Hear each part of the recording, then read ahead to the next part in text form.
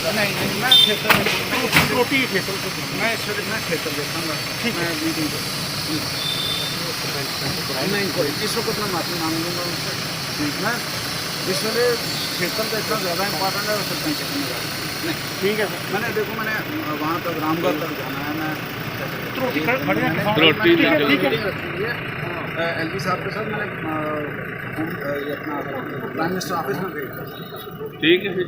चलो चले आप उनको बताओ कहाँ साथ में ही वो मैं सुबह अगर सरपंच साहब आए मैं जमा चाहूँ फिर आइए तो किसी चंगे मौके पर आइए ठीक है अंदर ले आने होनी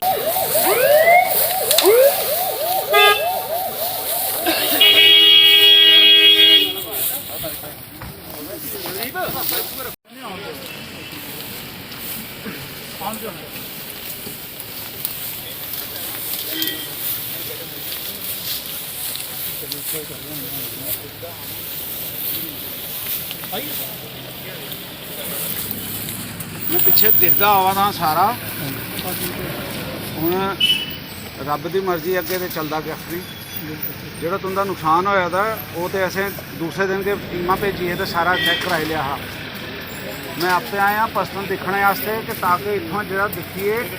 कल परसों जाइए तो एल जी साहब कन्नै गल करिए तो सेंटरी भेजे अपनी जी डिमांड है साड़ी ताकि ज़्यादा से ज़्यादा जोड़ा तुसें कंपनसेशन मिली सके क्योंकि जे तो अस चाचे स्टेट के जोड़े रूल होंगे उनके उपर जाचे तो देने का फायदा ही कक्ख नहीं कोशिश इो हो कि पर तुंदे कन्नै एक मेरी बेनती है इस कोला सबक सीखो तो जिथे जिथे जिसने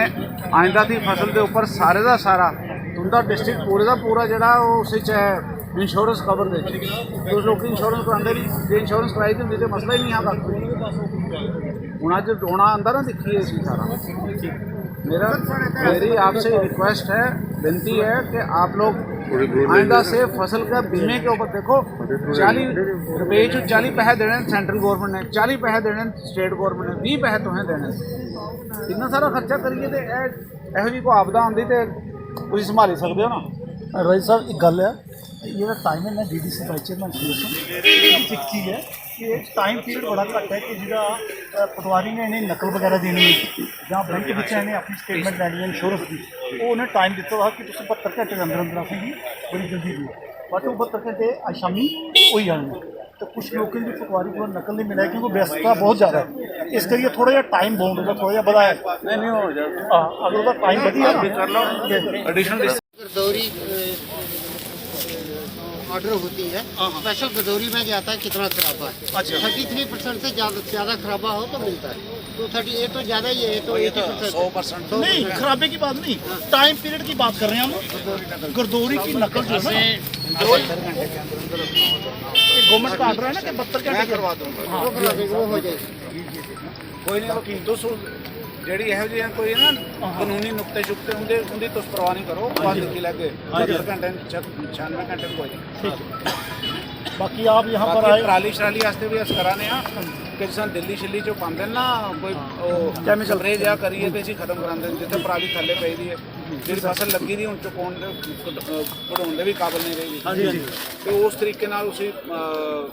स्प्रे कराइए कुछ कराचे मेरे मैं डायरेक्टर साहब ही आख्या है कल परसों में जांगा दिल्ली आपे इसलिए भी कंटैक्ट किया है जे असीं मिली है उतों मटीरियल तो अस फटाफट तुंदे कोल पहुँचा देंगे ठीक है किसानों का हौसला आपने बढ़ाया आप यहाँ आए नहीं ये मैं आपके किसानों की तरफ से किसानों की तरफ से आपका बहुत बहुत धन्यवाद क्योंकि आप इनका दर्द समझने आए हैं ये 3-4 दिनों से मेरा अपना दर्द है 4 दिनों से बड़े परेशान तबाही हुई थी तो बस मेरी फिर दोबारा मैं रिक्वेस्ट करता हूँ कि आप लोग अपना फसल का बीमा करवाना मत भूलिए ये प्रधानमंत्री जी ने बहुत बड़ी स्कीम दी थी किसानों के लिए किसान अपनी फायदा चुके पूरी रिपोर्ट आई है कि केड़े जगह केड़े पिंड के कितना कितना नुकसान है और फिर मैं सोचा कि मैं आपे आवा तुंदे कन्नै गल करिए तुसें भी तसल्ली होए कि भी अस दफ्तर बहिए तो चढ़ा टेबल के ऊपर काम नहीं करा एक चीज और गवा दी एक चीज और सुनो जी खान साहब आखा दे ना कि खाली अस इंश्योरेंस वाली गल नहीं करा दे या केसीसी खान साहब की मर्जी है कि सारे किसाने की लब्भे ये इन्हें कल का एक बड़ी अच्छी मीटिंग ली है और इन्हें कोशिश की थी मेरी गल हुई है, मैंने सारे जितने भी इलाके हैं ना, रामगढ़ से लेकर आपके जोड़ियाँ तक, वहाँ सब जगह से नुमाइंदे आए हुए थे, आपके भाई लोग ही 25-30 लोग आए थे। मेरी बड़ी डिटेल में उनके साथ बात हुई है, सब्जी वाले के साथ भी, आलू वाले के साथ भी, कंडी क्षेत्र में जो फसलें हैं, कंडी वाले में दालों का क्या हुआ है, सारी जगह वो सारी उन सबके लिए बराबर का ही किया जा रहा है। ठीक है, मैं आगे जाऊँगा। बहुत बहुत शुक्रिया। क्योंकि आज खान साहब का जो टूर था, बेसिकली इन्हें खाली फसलें दिखनियां ही ਜਿਹੜੀ ਬਰਬਾਦੀ ਹੋਈ ਹੈ ਉਸ ਦੇ ਅੱਜ ਨਿਕਲੇ ਦਿਨ, ਕਿਉਂਕਿ ਇਹਦੇ ਬਾਅਦ ਜਿਹਨੇ ਮੜ ਗੇਮਸੂ ਔਰ ਆਰਸਪੁਰਾ ਕਾਫੀ दूर तक टूर है। ਤੇ ਅੱਜ ਸਿਰਫ ਫਸਲਾਂ ਇਹ ਨੁਕਸਾਨ ਹੋਈਆਂ, ਇਹਨੇ ਆਖਿਆ है कि मैं आपे देखनी है। कल मिले एक बड़ा बड़ा डेपुटेशन किसानों का मिला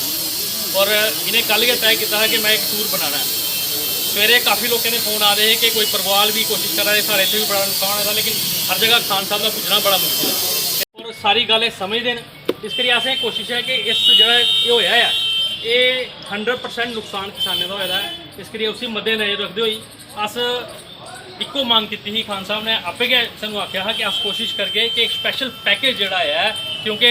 SDRF और NDRF च शायद अस इन्ना नहीं दे पाचे, वो पूरा नहीं मिल सकता, लेकिन कोशिश करके कि थोड़ा बहुत नुकसान जो सरकार मदद कर सकती है वो वास्ते ज़्यादा को ज़्यादा कोशिश करके अस हरियाणा और दिल्ली के पैटर्न उपर जी है वो मांग की है और खान साहब साड़ी पूरी मदद करेंगे। मैं इन्ना गै आखते हुई, क्योंकि खान साहब ने बड़ा दूर जाना है तो साढ़े सूरज और बिच बैठे ने भी अपनी गल रखेंगे। साहब धन्यवाद, बाकी सारे आए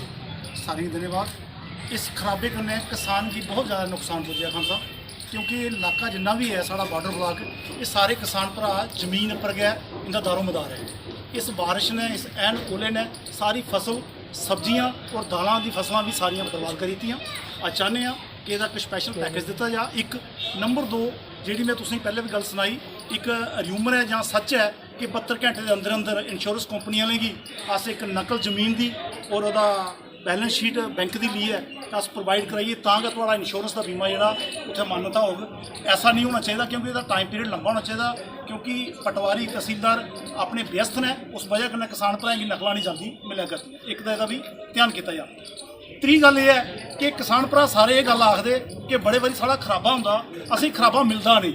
लिखा पढ़ी हुई हिंदी पटवारी तहसीलदार बकायदा लिखिए भेजी उठदे, लेकिन लास्ट च असें मिलदा नहीं। इस बारी अस आश्वासन दिलाने सारें गी, तुस भी इत्थे बिच आए दे हो, ताकि इन्हें सारें की जो इनका खराबा होएगा वो खराबे के हिसाब कन्नै इन्हें मुआवजा जरूर मिलना चाहिए, ताकि इनकी भरपाई हो पा। अन्यथा ये गरीब किसान बेचारे बड़ा मुश्किल हो जाएगा इनके लिए। मैं ज़्यादा लंबा नहीं आख, इस करिए किसान भराएं का ध्यान रखते हुए, क्योंकि ये आफत जी है कुदरती आफत वो सारे पर साढ़े पर पेगी, लेकिन सरकार के होने के नाते साड़ी सरकार कन्ने अस तुहाडे कन्ने पूरी तो सारे की मदद की जा। मैं इन्ना आखदे तो ना बड़ा ये प्लान बनाया था फसल बीमा का किसानों के लिए। फलों वाले जो हैं, कश्मीर के सेब वाले हैं, दूसरे हैं, वो आज भी मिन्नतें कर रहे हैं कि हमारी फसलों का भी बीमा हो। और आपकी डिस्ट्रिक्ट जो थी वो तो एक खुशकिस्मत डिस्ट्रिक्ट थी कि ये उन 3 डिस्ट्रिक्टों में से एक डिस्ट्रिक्ट थी जिसमें पूरी तरह से फसल बीमा था। लेकिन बदकिस्मती ये रही कि हमने सोचा 2 रुपये भी पहले खर्ची की और हमने बिल्कुल फसल बीमा की तरफ बचा ही नहीं। हम उसकी हार और जीत का फैसला करने नहीं आए, हम ये आश्वासन देने आए हैं कि सरकार दफ्तर में बैठकर टेबल के ऊपर नहीं काम कर रही, वो आपके बीच में आ रही है। मैं सब जगह जाकर हर एक किसान के खेत को नहीं देख सकता था, लेकिन वो कहते हैं ना कि सगले में चावल अगर बना हुआ तो एक दाने से पता चल जाता है कि गला है कि नहीं गला है। तो मेरा भी ये था और मुझे आने की भी ज़रूरत नहीं थी, क्योंकि मेरे अफसरों ने जिस वक्त बारिश और ओले ख़त्म हुए उसके 24 घंटे के अंदर अंदर ये सारे गए हैं इलाकों में, जितना भी फील्ड स्टाफ था, और मुझे दूसरे दिन सारी रिपोर्ट आ गई कि कितना % नुकसान हुआ होगा। जो आज दिख रहा है ये कुछ भी नहीं है, उस दिन ज़्यादा दिख रहा है। आज पानी काफ़ी हद तक ख़त्म हुआ है, लेकिन उस वक्त की जो तस्वीरें भी दलजीत जी ने मुझको उसी वक्त फ़ोन किया जिस वक्त ओले पड़ ही रहे थे कि इस तरह से तबाही हो गई है। मेरे को बाकी जगहों से भी मैसेज आ रहे थे, तो इसीलिए मैंने शर्मा साहब को, जो हमारे डायरेक्टर साहब हैं, मैंने उनको फ़ौरन ऑर्डर किया कि अपनी फील्ड स्टाफ को फ़ौरन इन इलाकों में भेजो, मुझे फैक्चुअल रिपोर्ट मिल जाए कि असलियत में क्या हुआ है। अखनूर का ये जोड़ियाँ से लेकर पूरा रामगढ़ तक डिस्ट्रिक्ट सांबा में, ये सारे का सारा एरिया जो है बुरी तरह से इफ़ेक्टेड हुआ है इसका हेल स्टॉर्म का, और उसके साथ साथ बड़ी भयंकर बारिश का। खड़ी फसलें तबाह हो गई, जो फसलें कटी हुई थी उनका सारा झाड़ ज़मीन में चला गया। वो आज उसमें वो नई पौध निकल रही है, और जो काट के कहीं पे डंप भी की हुई थी वो भी ओले पड़ने से सारे का सारा उसका झाड़ ख़त्म हो गया, उसमें से दाने सारे गिर गए। सर बेमौसम बारिश के कारण एक सेकंड, ये सारा जो मसला है इसका एक तो हमने पूरे तरीके से एग्रीकल्चर डिपार्टमेंट के फील्ड ऑफिसर्स के ज़रिए सारी असेसमेंट करवा चुके हुए हैं हम। मेरा आ जाने का मकसद ये था कि एक तो मैं अपनी नज़र से भी देख लूँ कि कितना नुकसान हुआ है, और दूसरा अपने किसान भाइयों से बात करके, और जो हमारे यहाँ पे चुने हुए नुमाइंदे हैं पंचायत के, ब्लॉक के और डिस्ट्रिक्ट डेवलपमेंट काउंसिल के, उनसे भी बात करके आश्वासन दिलवाए कि हम आपके साथ हैं। हमारी कोशिश होगी किसानों का इसको जितना जायज़ मुआवजा है वो मिल जाए। बहुत सारे किसान ऐसे हैं हर बार देखा जाता है, हर बार लोग आते हैं और दे के चले जाते हैं। मैं हर बार की बात नहीं कर रहा, मैं आज की बात कर रहा हूँ। सर बहुत सारे किसान ऐसे हैं जिनको बीमा नहीं है, सभी का बीमा नहीं है, क्या सरकार सभी को बराबर बीमा दे? बीमा के बारे में मैंने बड़ी डिटेल में बात की है। ये सबक सीखना चाहिए कि सबको बीमा करवाना चाहिए। प्रधानमंत्री जी ने जो इतना बड़ी एक पूरे देश में एक स्कीम चलवाई थी, प्रधानमंत्री फसल बीमा योजना,